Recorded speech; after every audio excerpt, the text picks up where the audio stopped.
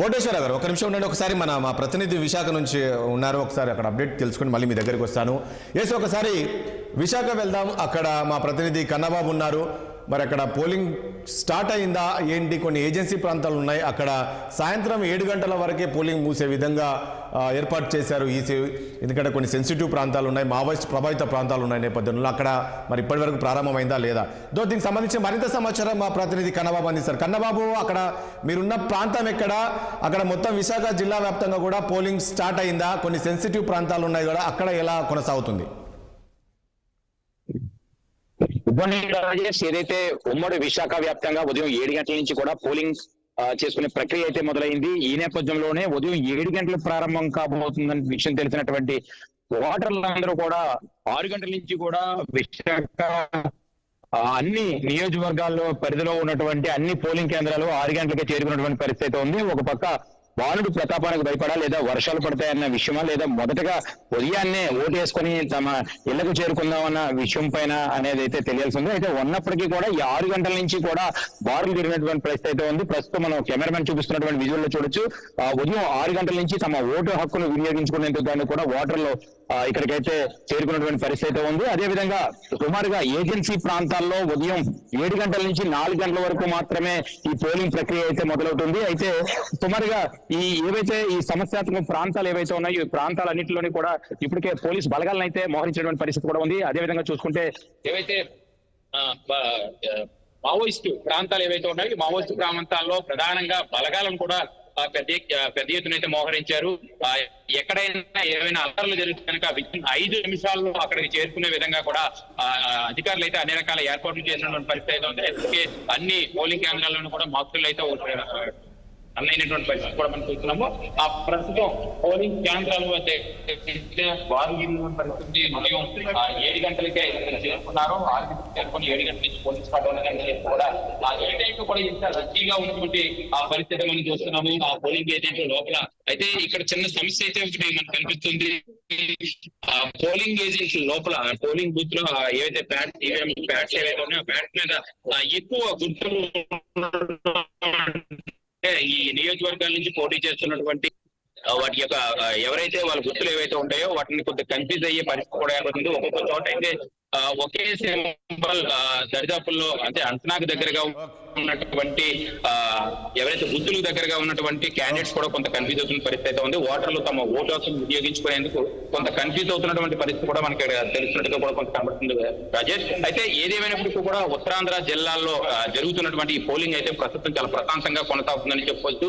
ఉమ్మడి విశాఖ వ్యాప్తంగానే కాకుండా ఇటు విజయనగరం, శ్రీకాకుళం జిల్లాల్లో కూడా కన్నబాబు, నేను ఇంతకుముందు అడిగినట్లు కన్నబాబు మావోయిస్టు ప్రభావిత ప్రాంతాల్లో కొన్ని సెన్సిటివ్ ప్రాంతంలో 4 గంటల వరకు అనుకున్నాం కదా, అక్కడ పోలింగ్ స్టార్ట్ అయిందా కొనసాగుతూ? ఒకవేళ ఈవీఎంలు మొరాయిస్తే ఆల్టర్నేట్గా మళ్ళీ మరొక ఈవీఎంను అమర్చేందుకు అక్కడ అధికారులు అన్ని సిద్ధంగా ఉంచుకున్నారా? ఆ పరిస్థితి ఉంది. ఎందుకంటే మనం చూసాం గతంలో లాస్ట్ టైం ఎలక్షన్స్ అప్పుడు చాలా ప్రాంతాల్లోని ఈవీఎంలు మొరాయించాయి, చాలా వరకు పోలింగ్ ప్రారంభం కాలేదు, దాదాపు 1-2 గంటల వరకు సమయం పట్టిన దాఖలు మనం చూసాం ఇదే లాస్ట్ టైం ఎలక్షన్స్లో.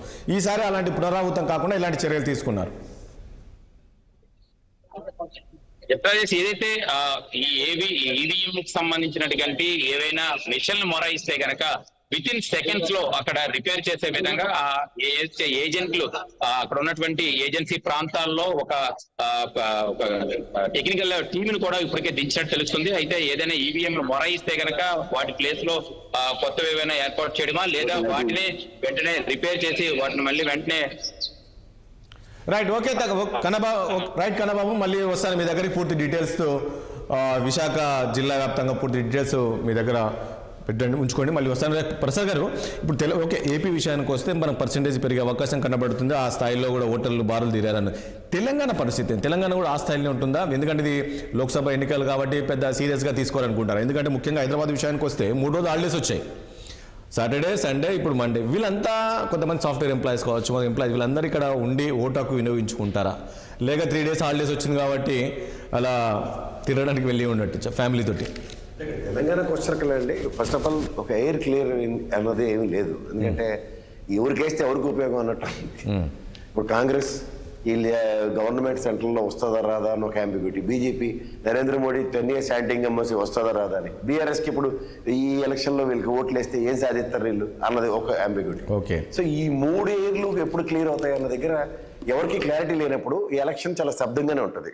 తర్వాత ఇంకోటి స్థానికత అండ్ లీడర్ యొక్క డైమెన్షన్స్, ఆ నియోజకవర్గంలో అతని ప్రభావం ఏంటన్న దాని మీదే తెలంగాణలో ఉంటుంది. యాక్సెసిబిలిటీ, ఈ లీడర్ మనకి నిరంతరం దొరుకుతాడు అన్నది. అది ఒకవేళ ఎమ్మెల్యే ఎలక్షన్ అయితే దొరుకుతున్నా అనే ఉపయోగం ఇది. ఎంపీ ఎలక్షన్లో వాళ్ళకి ఏముంటది అని చెప్పి తెలంగాణలో చాలా శబ్దంగా కనబడుతుంది. ఇప్పుడు బీఆర్ఎస్ కోటేసి ఏం సాధించుకుంటాం అన్నది కొంతమందికి ఉంది. ఇప్పుడు దానికి సిటీ అండ్ రూరల్ తీసుకోగలిగితే, సిటీలో మనం తెలంగాణకి వేశారు, ఇక్కడ రూరల్ అంతా బీఆర్ఎస్ కి ఎగ్నెస్ట్ వేశారు. ఇక్కడ ఈ తెలంగాణలో రూరల్ ఇప్పుడు బీఆర్ఎస్ కి మళ్ళీ ఫేవర్ చేద్దామన్నా అవుట్కమ్ ఏంటి అన్న దాని మీద క్వశ్చనింగ్ ఉంటుంది. వీళ్ళు కొంచెం సెన్సిబుల్ పీపుల్ కాదు. అలాగే రూరల్ పశ్చాత్తాపడతారు, కాంగ్రెస్ కేసు మనకి ఏం చేయలేదు, వాళ్ళు తిరిగి ఇప్పుడు బీఆర్ఎస్ కోట్ వేసిన అవుట్కమ్ ఏంటి అన్న దగ్గర అందరికీ ప్రశ్న. మరొకటి, ఇప్పుడు ఈ ఏదైతే చేవెళ్ళ కావచ్చు, అదేవిధంగా ఇటు మల్కాజ్గిరి, సికింద్రాబాద్, ఈ 3 పార్లమెంట్ సెగ్మెంట్లో కాస్త ప్రభావం పడుతుంది, ఇక్కడ పర్సంటేజ్ పెరగదు అనేది. ఎందుకు అంటే వీళ్ళందరూ కూడా చాలా వరకు ఏపీలో ఉన్నారు, ఏపీకి వెళ్ళిపోతారు అనేది ఒకటి. అదే నేను ఇంతకుముందు సాఫ్ట్వేర్ ఎంప్లాయ్, ఈ 3 సెగ్మెంట్లో కొంచెం ఇబ్బంది అయిన పరిస్థితి ఉంటుందా పార్లమెంట్ సెగ్మెంట్? ఇప్పుడు ఏమో సార్, ఓ 10 మంది ఓటు వేసిన గ్రామాలు బహిష్కరిస్తాయి కొన్ని ఓటింగ్లు, కానీ ఏమో 4 గ్రామాలు వెళ్ళి ఓట్లు వేస్తే ఎలక్షన్ రిజల్ట్ డిక్లేర్ చేస్తున్నారు కదా. అయ్యో గ్రామాలు బహిష్కరించి మళ్ళీ ఎలక్షన్ కమిషన్ బాధ్యత వహించి కొత్త ఎలక్షన్ పెట్టే కార్యక్రమం ఏమైనా ఉంటే అప్పుడు మీరు నేను మాట్లాడవచ్చు. అందరూ వెళ్ళిపోయిన 10 మంది వెళ్ళి 3 ఒకరికి 3 వాళ్ళకి 4 ఓట్లు ఒకటికి వేస్తే 4 ఓట్లు గెలిచినోడే డిక్లేర్ చేస్తారు. సో ఈ ఎలక్షన్ రిఫార్మ్స్ అనేవి ఎప్పటికీ జరగనప్పుడు మనం ఏం చేస్తున్నాం అంటే ఇలా కూర్చుని 5 ఏళ్ల పాటు ఆ తప్పు సరిదిద్దుకోలేని నిస్సాయ స్థితిలోనే కూర్చోవాలి. ఇప్పుడు మీకు ఇందాక మీరే క్వశ్చన్ చేశారు, కర్రలు కటార్లు పట్టుకుని ఎలక్షన్ ఏజెంట్లు వాళ్ళు వెళ్తున్నారంటే గుడిగురానికి పలుతూ అవుతున్నారా?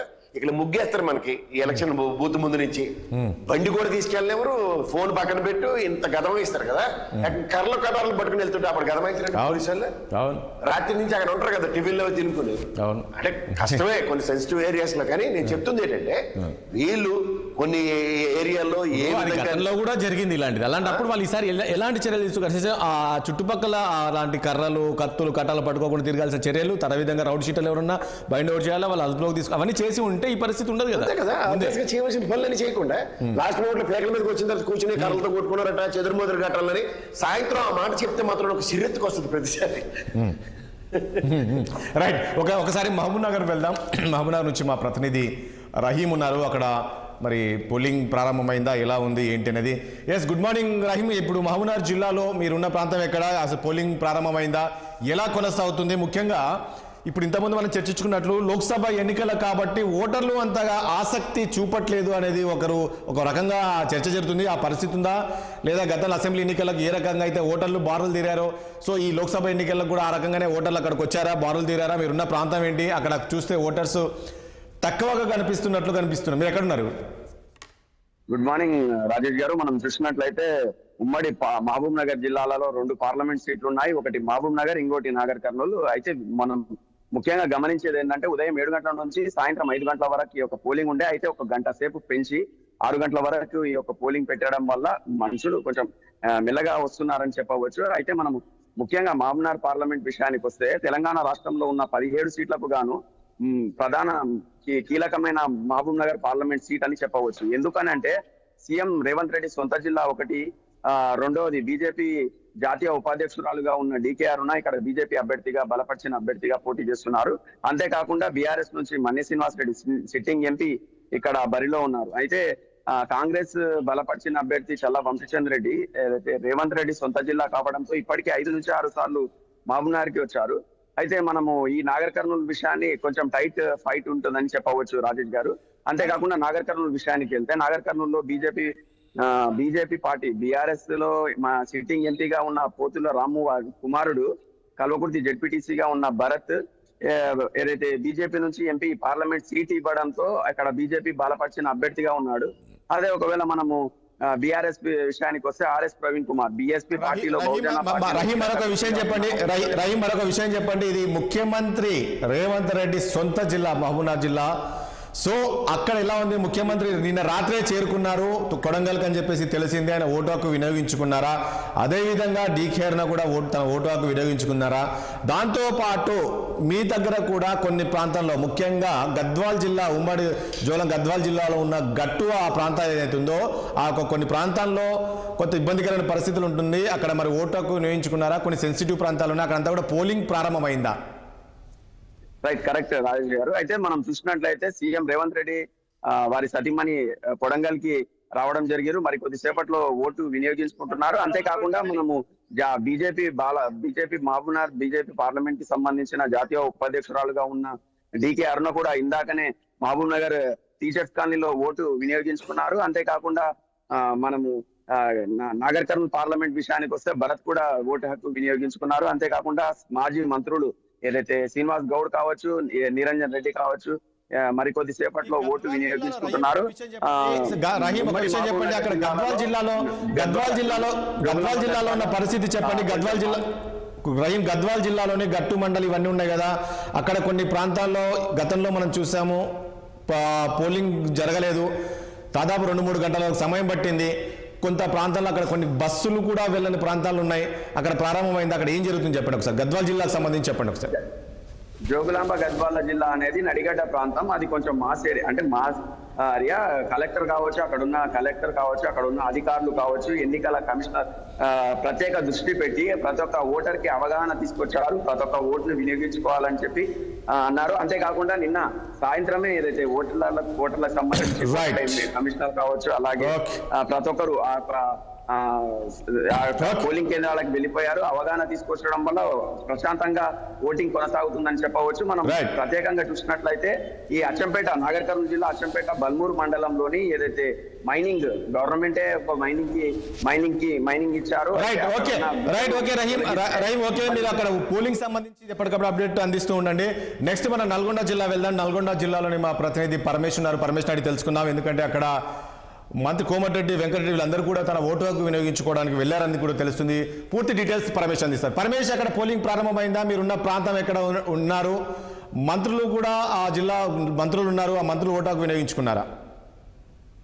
Good morning sir. Nalgonda parliament పరిధిలో అయితే ప్రశాంత వాతావరణంలో అయితే ఎన్నికలు ప్రారంభమైనటువంటి పరిస్థితి ఉంది. ప్రస్తుతం మనం నల్గొండ పట్టణంలోని బోయవాడ ఆదర్శ పోలింగ్ కేంద్రం ఉన్నాము. ఇక్కడనైతే ఉదయం 7 గంటల నుంచి అయితే పోలింగ్ ప్రక్రియ అయితే ప్రారంభమైనటువంటి పరిస్థితి అయితే ఉంది. అయితే ఇక్కడికి పెద్ద ఎత్తున ట్రాన్స్జెండర్స్ కూడా ఓటు హక్కు వినియోగించుకోవడానికి అయితే ఇప్పటికే వచ్చినటువంటి పరిస్థితి అయితే ఉంది. ఇక్కడికి వచ్చేటటువంటి వాళ్ళకి ఎలాంటి అసౌకర్యాలు కలగకుండా అన్ని ఏర్పాట్లు అయితే పూర్తి చేశారు. అయితే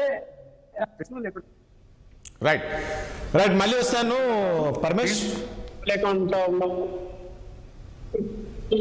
పరమేష్, మంత్రి కోమటిరెడ్డి వెంకటరెడ్డి కావచ్చు, అదేవిధంగా మాజీ మంత్రులు కావచ్చు, వీళ్ళంతా ఓటు హక్కు వినియోగించుకున్నారా? ప్రస్తుతానికి అన్ని పోలింగ్ కేంద్రాల్లో పోలింగ్ ప్రారంభమైందా?